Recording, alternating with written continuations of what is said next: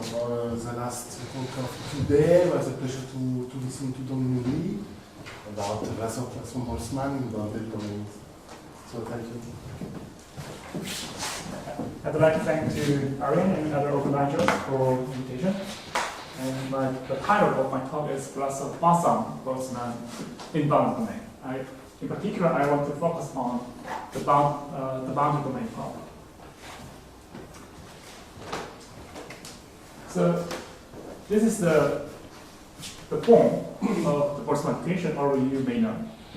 The capital F implies the probability density function, and the left-hand side is phase iceberg, and the right-hand side is a kind of collision operator. In the case of Boltzmann, it's a quadratic nonlinear. And in the case of a bounded problem, for me, it's very important to analyze our characteristics. So throughout this talk, we're going to use capital X and capital V to denote a particle at time s, or velocity at time s, which was located in KSV. And if you write the dynamics, say Hamiltonian, with respect to capital X and V, we have just Newton mechanics. And then the meaning of the free transport is just written by what free transport means, the change of rate of probability density function along the characteristics. So it's a very simple meaning of free transport. And on the right side, for nonlinear quadratic collision operator,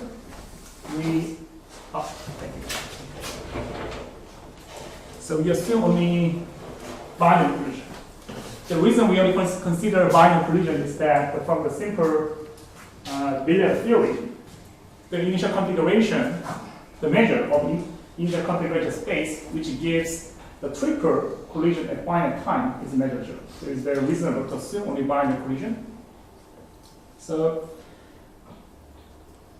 let's consider if we collide and get E prime, V prime. And then we have four kinds of conservation, three from momentum and one from energy. And then U prime, V prime can be written by the function of UV and omega. Because we have to determine the sixth scalar U prime, V prime, but we have only four conservation rules. So is there a reason to introduce the free variable as in fact? So this is kind of fake because, so at a glance it sounds weird because the tuple collide and at the collision, the U prime, V prime are not deterministic from this theory, but in fact we have a size of it. We have a size effect.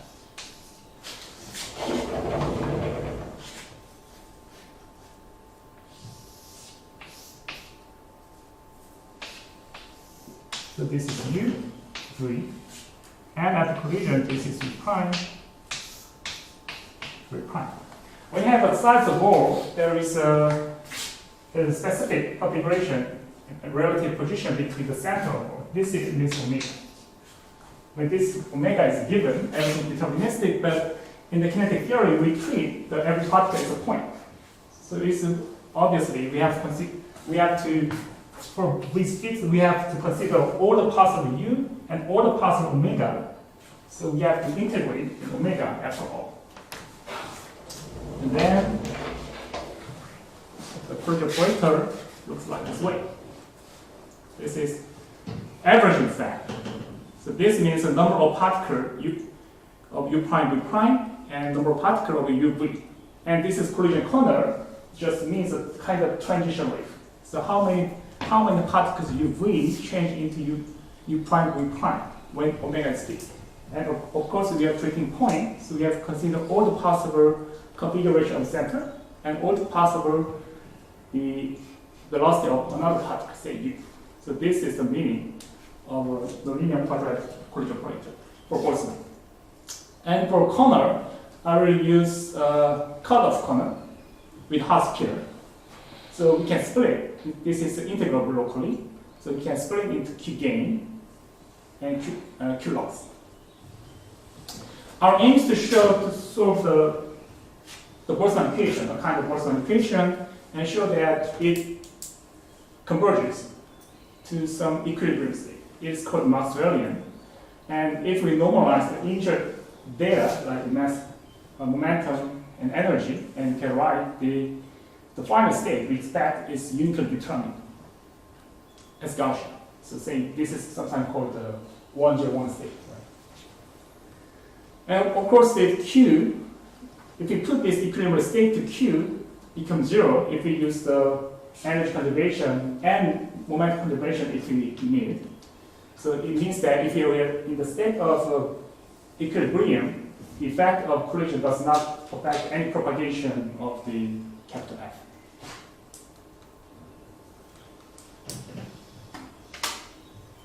So since I want to study the boundary problem, I want to briefly mention how we define the boundary condition. So assume that we are standing on the boundary, say X. And here's the main. That there are two types of flux. So the particles are here. And the gamma plus means the x v in phase space which has v dot n is positive. That means for fixed x, every direction for velocity which goes to outside. This is, if we are standing on the boundary, this gamma plus means the data we get from the inside. The gamma minus, where v dot n is negative, which means that v is to the inside. That means the data we give to the inside. So once we get the data from inside and cook up the data, and we have to give to the inside again. So the way of for the boundary condition, we have to express the data we give as a function of the data we get. So there are many boundary conditions made by some engineers, but in mathematics, as far as I know, there are four famous boundary conditions. The first one is inflow. So data we give is nothing to do with data we get. So of course, there's no mass conservation, something like that. And for bounce back, if we get the data from this direction, we just give the same data to the opposite direction. So as far as I know, this model is inspired by some very strange billiards that say the particle moves this guy forever. So I think it's not very difficult, but anyway, it's also sometimes very famous. The last two guys are very physical and interesting. The third one is specular reflection. It's motivated by the beard. So if it's information just reflected in this way. The last one is our main topic of today, the diffuse reflection. It's motivated by heat model. So we just collect we get data from inside, and we just collect the normal flux from the inside and average it. And instantly we make it as an equilibrium state profile and give to inside. And there should be some uniform constant, because without this constant, it does not guarantee the mass conservation. Sometimes it's called the null flux condition. So to guarantee the mass conservation, we have to give some uniform constant C. Let me briefly mention about history. There are a huge number of papers about Boltzmann. For high-order regularity setups, say in pores or Hall states, there were many work by Yukai, Guo, Strain, or famous work by Delany, or work by Michel Moulon, where they try to work on the large amplitude setup. But in the case of general boundary, say the first starting point is convex domain, which is rather favorable to analyze the characteristic. And the paper of Arian with their collaborator, under this paper, the people didn't understand how to get the regularity estimate for the general boundary problem. The Arian with their collaborator showed that the regularity of Boltzmann equation has just C1 or W1P, and C2 does not exist. It means that we have to solve everything in the row regularity set. And in fact, they show that the C1 regularity is possible, but the C1 is also very, very weak. That means, okay, so let me explain in later, very soon. So there was some work to study the global existence and decay to Maxwellian, and by Gu, and I worked with my advisor Kim to solve the problem with some boundary conditions in general convex domain. So if we consider non-convex, it's still on progress, but it's much harder than convex. Everything is a low regularity set. That means we do not take any derivatives. For Poisson, Vlasov Boltzmann, for torus or whole space, everything was done. Exponential decay or polynomial decay. For the Poisson Boltzmann by Stefan Michelin, he solved the problem in 2000. He solved the problem in the sense of renormalization solution with a relaxed boundary condition. Of course, it's a renormalization and there's no uniqueness or decay.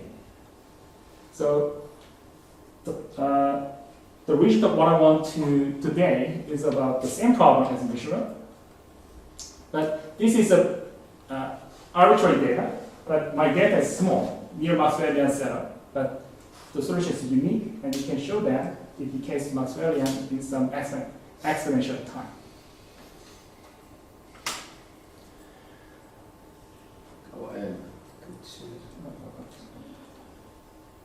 So what do you mean relaxed boundary condition? It's very, I don't understand perfectly about relaxed boundary condition, but as far as I know, it's a very weaker condition than, say, specular or diffuse. To my understanding is in 2000 at that time, so Michelin proved the existence of renormalized solution for the boundary condition because of some lack of compactness. So the boundary condition is satisfied in the sense of kind of inequality. But later on, in his 2010 ENS paper, he improved and eventually proved the equality. So, you mean in 2010? Yes. It is exactly the yes. boundary condition we want. Yes. Oh, okay. Thank you. But still renormalization. Oh yeah, of course. So let me explain. For us, Poisson, so everything is the same as before, and we consider diffuse reflection. And for Poisson, as you know, we consider only electrostatic potential force. So E, as of course, E is written by minus gradient of pi, where pi satisfies Gauss law. And on the right-hand side, we have a density of the particles n minus the background charge, which gives the zero averaging to make it everything is pop. This Neumann solution makes sense. So here you can find the induce a dilute boundary condition. Dilute. Does it work?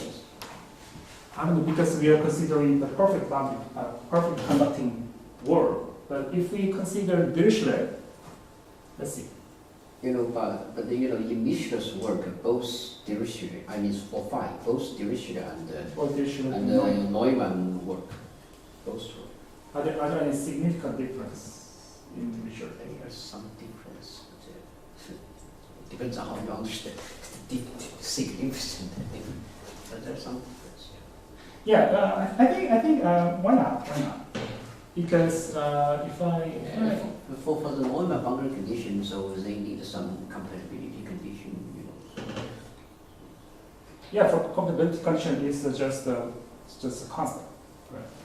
which is known as background charge. But even though we ignore this guy as just a dilute, I think I can't imagine any significant problematic stuff throughout this whole thing, but I'm gonna check it later. So this is neutral. And as I told you, we need some uniform constant to make it as null flux. So we have no gain or no loss of mass on the boundary. So if we expand near Maxwellian, as if you write as Maxwellian plus certain mu of some f, and let's try to rewrite the equation in terms of small f. And then we can just same free transport in extra term. And since we have the quadratic,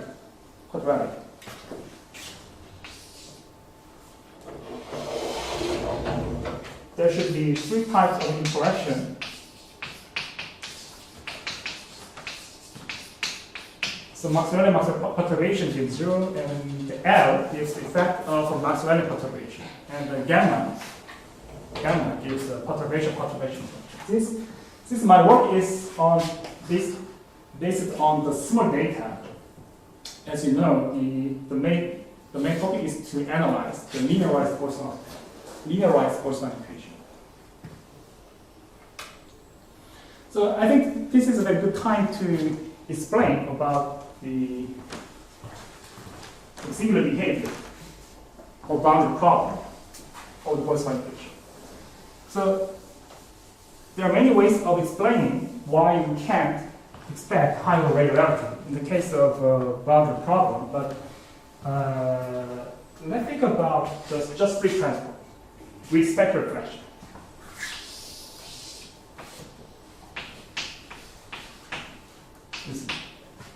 And then we know that along the characteristic, all the data is preserved. And let's try to follow until the time comes. Then f of tx3 is the same as into data here with this direction. This is v, right, capital V. And then and 0 f capital F tx3 and capital V 0 tx3. What if we get, we take derivatives here. And then derivatives of f somehow look like derivatives of f0 times. We have to differentiate the characteristic, capital X or capital V. The capital X, capital V, capital X.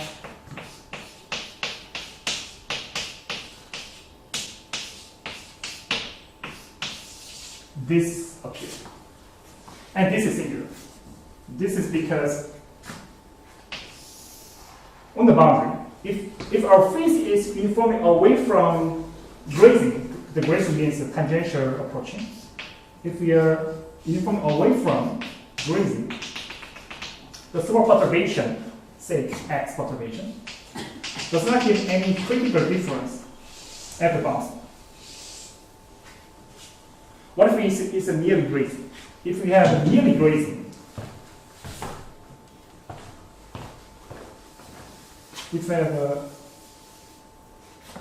if our particle is grazing here,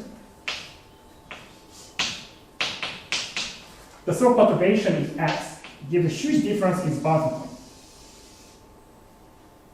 This somehow looks like 1 over angle, and this gives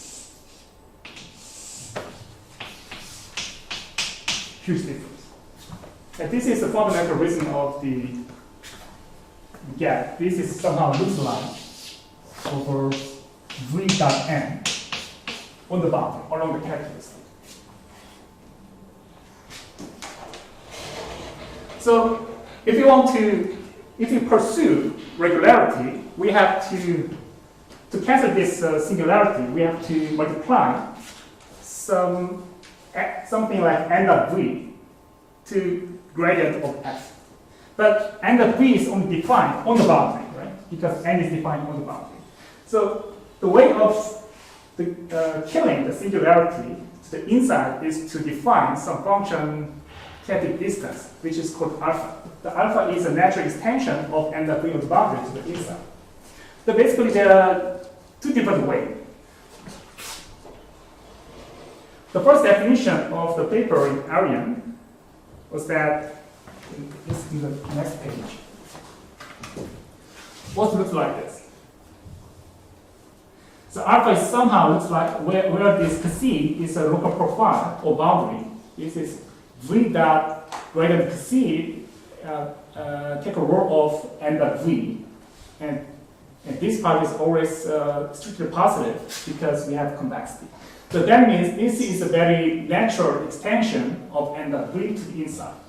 The one thing good of this kinetic distance is that this is independent to f itself.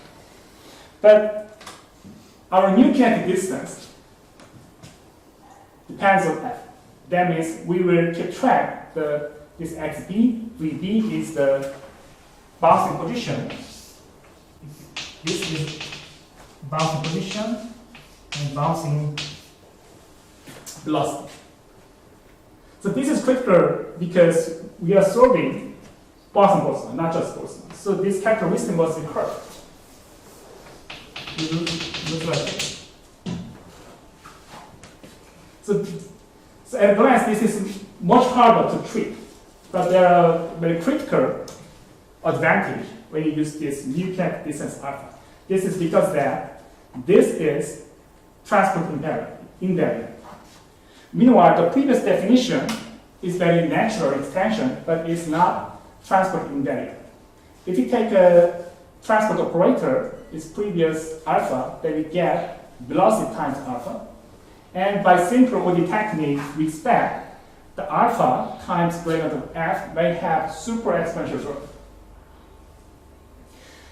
And last, in this paper, we need some kind of regularity estimate, and it's asymptotic.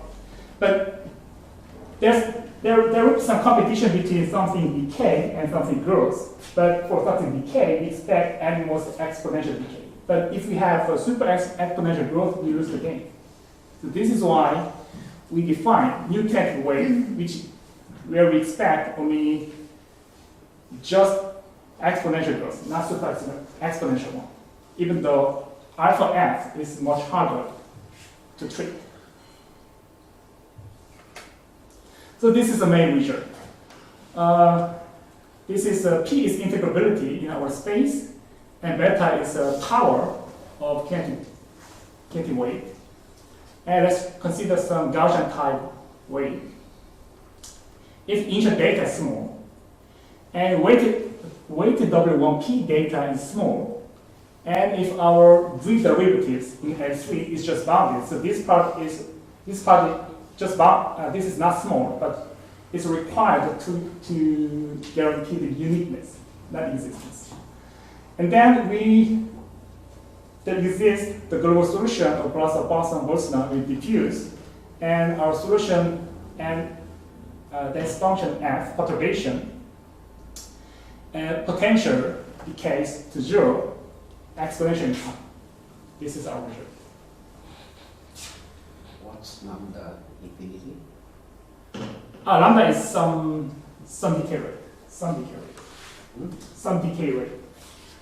Which is constant? Yeah, constant. Negative constant or positive one? Positive. So something decay. So this is just the omega f looks like e to the minus lambda infinity. So lambda infinity depends on what? It depends on many things. It's nearly everything. So basically, so before we ask the depends on what, it's very interesting to is it explicit or implicit. So in our analysis, we need a kind of a coercive estimate because linearized Boltzmann operator is semi-positive. So to recover the missing part, hydrodynamic part, we will get this kind.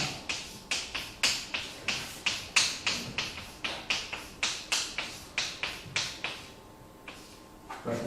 But the thing is, the question is this C is implicit or explicit? If we prove this guy is by contribution method, this is just implicit. But this is in fact, at least in this paper, we know how to get this C by explicit. Of course, it depends on the nearly everything. But it's not implicit. It is Lambda infinity.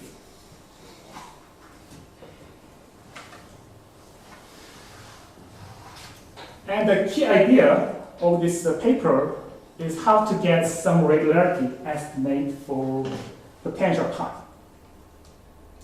So there are many reasons we need C2 for pi, but just the way of understanding in terms of uniqueness.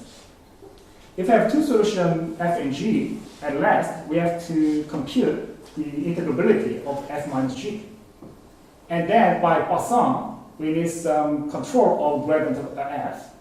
And again, we take in the derivatives of the equation itself, we may encounter the gradient scale pi times gradient of f. The thing is, we have to control the C2 of pi.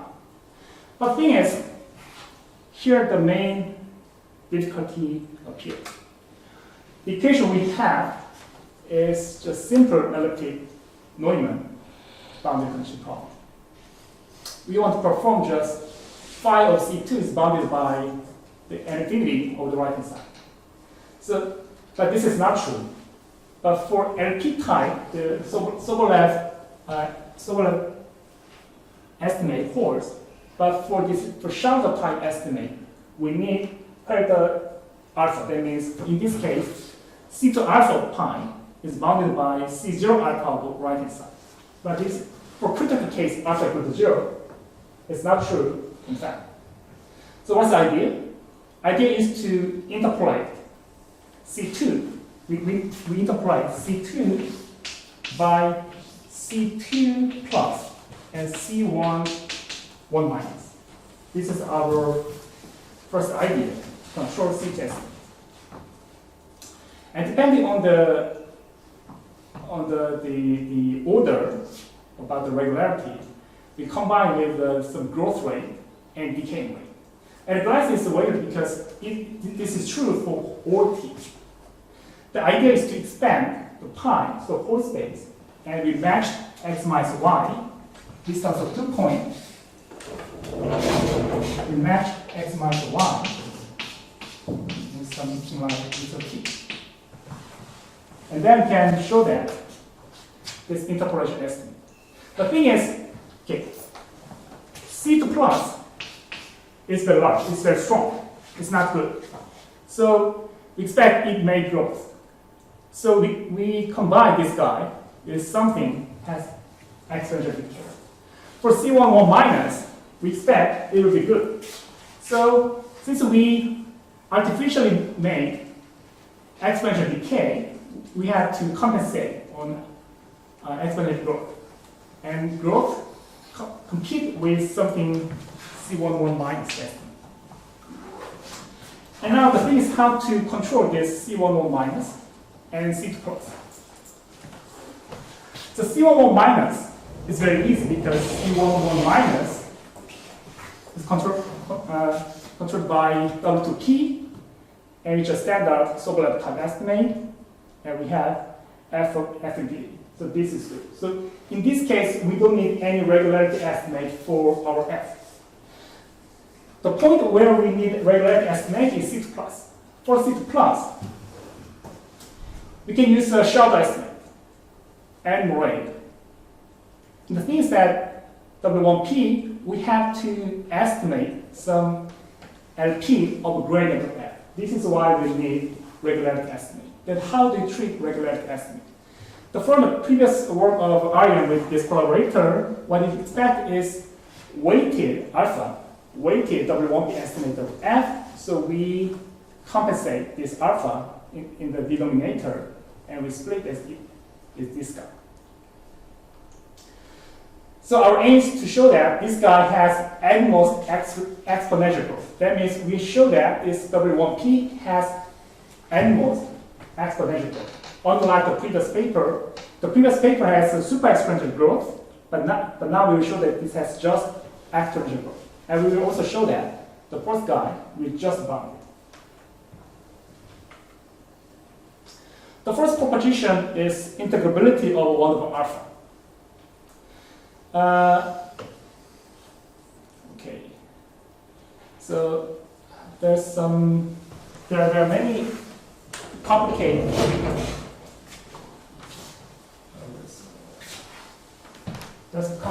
complicated computation, but I briefly mentioned the simple idea is that to consider some curve projecting this way. And we consider the local parameterization and its coefficient, its coordinate xt1, xt2. And when x is fixed and u is given, so u, for given u, gives traveling time and bouncing point. And we perform change of variable between u and traveling time and bouncing position. And then when I change a variable, we get these terms. So if our position is uniformly away from boundary, so TB is nice, but the thing is, we want that this guy is very small. And second thing is that we get 1 over alpha. This plays a critical role of kill the singularity 1 of 1 over alpha to the c. Anyway, this is very critical ingredient, and what we have to do is that this is very small, so that this does not kill the uniform. This guy is not degenerate uniform. And this part looks like C2 times gradient of U of capital X. And by simple ODE technique, the gradient of Ux can be computed by some Gauss inequality, and that it has just exponential growth. And since it's combined with a priori something exponential decay, you can show that it's very nice somehow.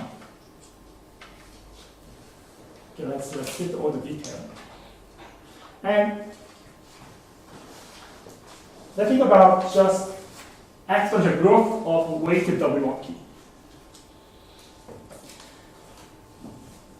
We focus on the linearized Boltzmann equation and take derivatives of f, and the main stuff comes from when derivatives hit this linearized k operator.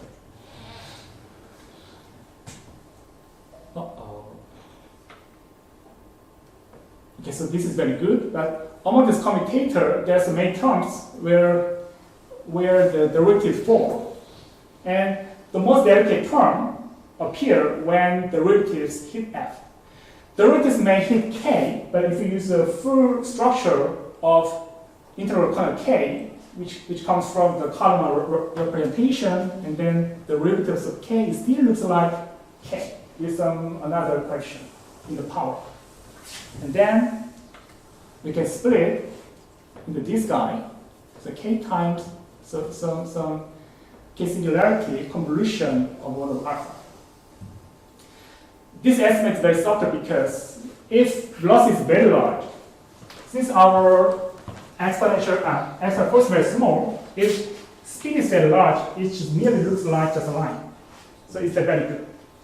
But if our speed is very small, even though the force is small, it should be very curved. So there's no way to get strong control. So what will be very curved? So we split this guy, as we expect this guy where velocity is very small or large. If velocity is large, it just looks like a line, right? The force is small, and speed is large, and then it looks like a line. And then this is so the integration of the tangential and normal, and we can get the dilute estimate. The thing is when the velocity is small, I mean not large, and then it's very close. The thing is, what if we have the many measures of directions are collapsed in this gradient? That may cause singularity in this integrability. So there's no way to get the bound from simple computation, but instead we rely on the hardly to overlap. And that's why we get the upper bound of alpha and p.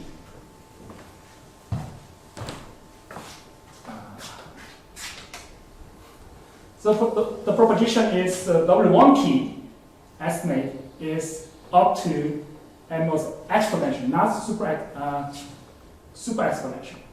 This is our main point, and the key idea is to introduce new, very complex kinetic wave alpha of f. So by far, in the interpolation, the growth compete with decay, and decay compete with growth. And by adjusting this coefficient sharply, we can show that everything decays in exponential time.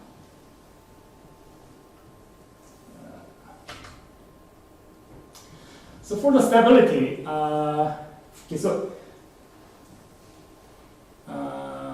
for stability, I want to get some estimate in any LP where p is larger than 1. That the way of getting estimate is just by brute force, by energy estimate or some green identity. And then by estimate on the bottom terms, we multiply f minus g to the delta to get f minus g in L 1 plus delta. And then we split it in this way. And if we have greater than Vg in L3 in x, in L3 1 plus delta, and then everything is fine because W1 plus delta is embedded 2 in this space.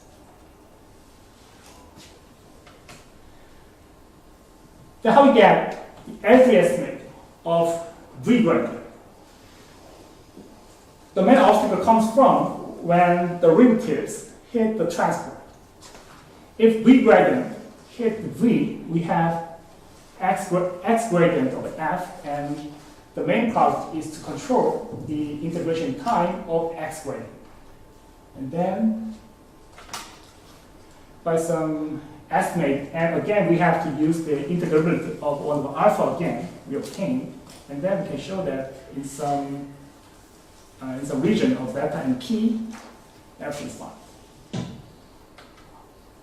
So now I'll skip the coarse-field estimate because it's somehow standard. In the coarse-field estimate, so linearized Boltzmann it loses hydrodynamic product, and the recovering hydrodynamic product is obtained by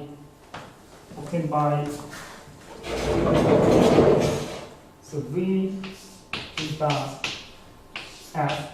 We multiply some test function phi, and in V form it looks like V dot f of phi, and the idea is to find as x gradient of inverse of Gaussian of f. Here's f is, and then it cancels, so we have px squared. So instead of using contradiction argument, using test function method, our coefficient in this coercive estimate is explicit. Then we get edge decay or perturbation small f. So decay of f2. And we read the data along the characteristic, and by simple domain estimate again, we can estimate f by double integration of velocity. And if we perform change of variable between position and velocity, which is not degenerate because our potential is small and decrease exponential time, the dx dv is always non-degenerate, and we can perform change of variable, then our f is bounded by time integration of L2 of f. And L2f decay, and with just a linear time growth, finally we have exponential decay of pointwise additivity of f. This is a kind of basic double-drum approach for Boltzmann application boundary problem. So everything's good. So for some non-degeneracy, it is bounded by L2. And this will have decay for here and here. So this will decay the left. So that's it. Thank you.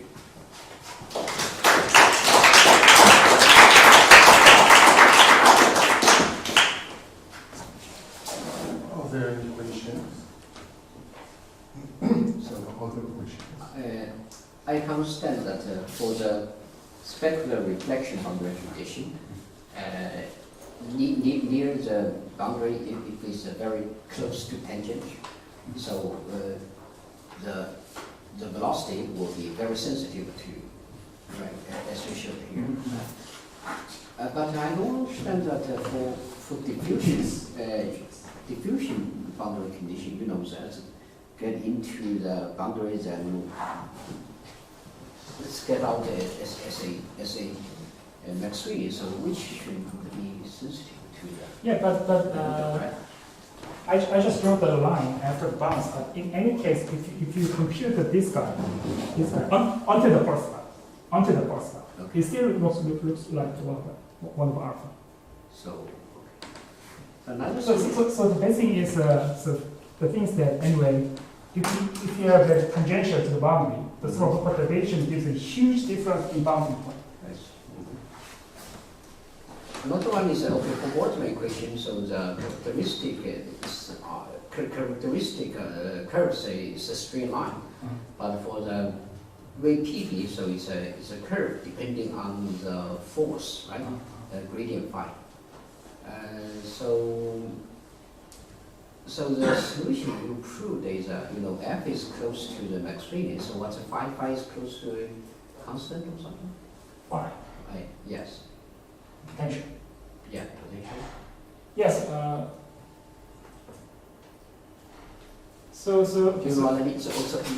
You prove the solution f near you want me to global the Maxwellian, right? iteration scheme, right? Yes. So what's about phi? So if I understood your equation very well.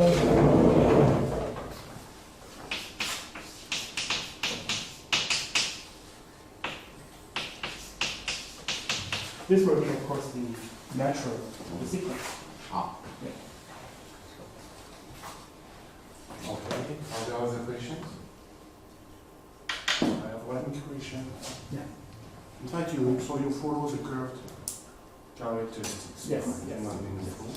So it could be difficult to add an external potential in the initial equation. An external potential. So you should have, in that case, you add two potentials, one self-consistent coming from Poisson, and another one, external one. Because all the... That means you want to do some self-consistent one and another just a fixed one. Yeah, if it is small and has exponential decay time, that is good. But if of course, the question is if it's fixed by x only, without decay. So that's why change the characteristic. Yeah, so you follow since you already follow the characteristic in all the first part of your analysis, yes. So it seems not to be a problem to have. Okay, think about the exponential is like this. So x is fine, it's self-consistent Poisson plus just a given function, right? And okay, so if just is a function of x only. Okay, so I don't know the answer, but let me tell you what I think is that if we ignore the Poisson, so phi is only a function of x, and the initial energy distribution, right? Because it's time dependent. So we can expect the final. If you don't have so in the case of just Boltzmann itself, if it's the function of Tx given, and then we cannot expect exponential decay because we do not know what final state is. So this is the function of x. So we know that the nu times e to the minus phi of x will be the final state. Yeah, this is a equilibrium. But this, yeah. One of the equilibrium. Yeah, right.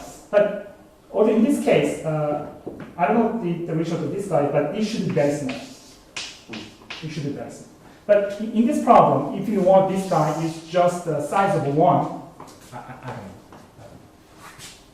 Because in the analysis of characteristic, the velocity large or velocity small, this is say small, even though velocities are large, this is curved. Because of all the solutions, they seek for is near the global maximum. So the potential cannot be arbitrary, so that it will break this requirement. Yeah, this is near Maxwell. So they can only find solution near the global.